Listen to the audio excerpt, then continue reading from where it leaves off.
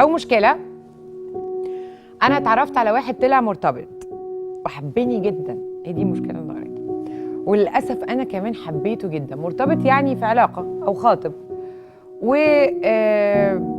جدا كان فاكر انه بيحب البنت اللي معاه لحد ما قابلني، ومش عارف يبعد عنها بحكم ان العشره والترابط اللي ما بين اهله واهلها.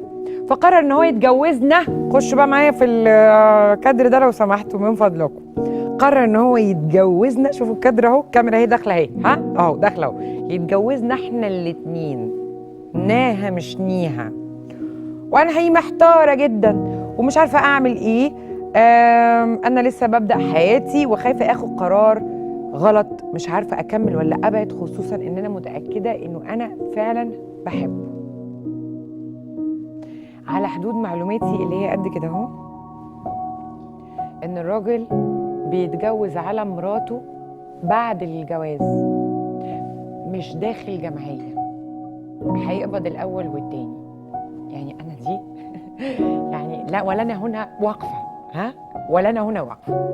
انا يا حبيبه قلب امها اعرف ان الراجل بعد سنه 2 3 4 5 يعني طفس كده وعايز يتجوز كل 3 4 شهور ماشي، وياخد دي ويطلق دي، بس بعد ما بيكون اتجوز، ها هسوه كده اتجوز الاول وبعدين يتجوز عليها، ها.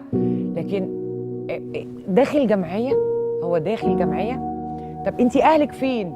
يعني حضرتك بتحبيه وعايز تتجوزيه، ناها مش نيها، يعني عامل فرح الجمعه يقعد مع البت اسبوع وبعدين يعمل فرح الجمعه اللي بعديها بقى، ها؟ فين الاهل؟ يعني انت هل اهلك هيقبلوا حاجه زي كده؟ طيب بعيدا عن اهلك، انت هتقبلي على نفسك ان هو يروح يتجوز واحده تانية الاول؟ ها؟ الاول خلاص. طب وانت ايش عرفك انه لو اتجوزها الاول هيرجع ويتجوزك؟ يعني انهي بقى كسرة قلب اكتر، انه يوعدك ان هو يتجوزك دلوقتي وبعدين يتجوزها تحلو في عينيه والجواز حاجه تانية، بالذات في البدايه، وبعدين يعني بومبه كبيره لبابا وماما، مش بوسه بقى، هديكي بومبه كبيره لبابا وماما، ساعتها هيبقى حالك عامل ازاي؟ 2 3 اللي تقبليه على نفسك اقبليه على غيرك. لو كنت انت مكان البنت دي وعلاقه وخطوبه والدنيا زي الفل رايحين تتجوزوا، واكتشفتي بعد 2 3 ان هو اتجوز عليكي او متجوز معاكي عشان بيه داخل جمعيه، هتعملي ايه؟ حب حلو بس الحب العقل وحب القلب اللي هما بيبقوا ماشيين كده مع بعض، ده بيقول لي ده انت تمام وده بيقول لي ده انت برنس، انت ماشي صح. لكن ده بس اللي بيقول ما يبقاش حب، يبقى رغبه، حب تملك، حب مراهقه، ايا كان انواع الحب، مع انواع الحب كتير، لكن الحب اللي ده بيقول عليه لا، ما يبقاش حب.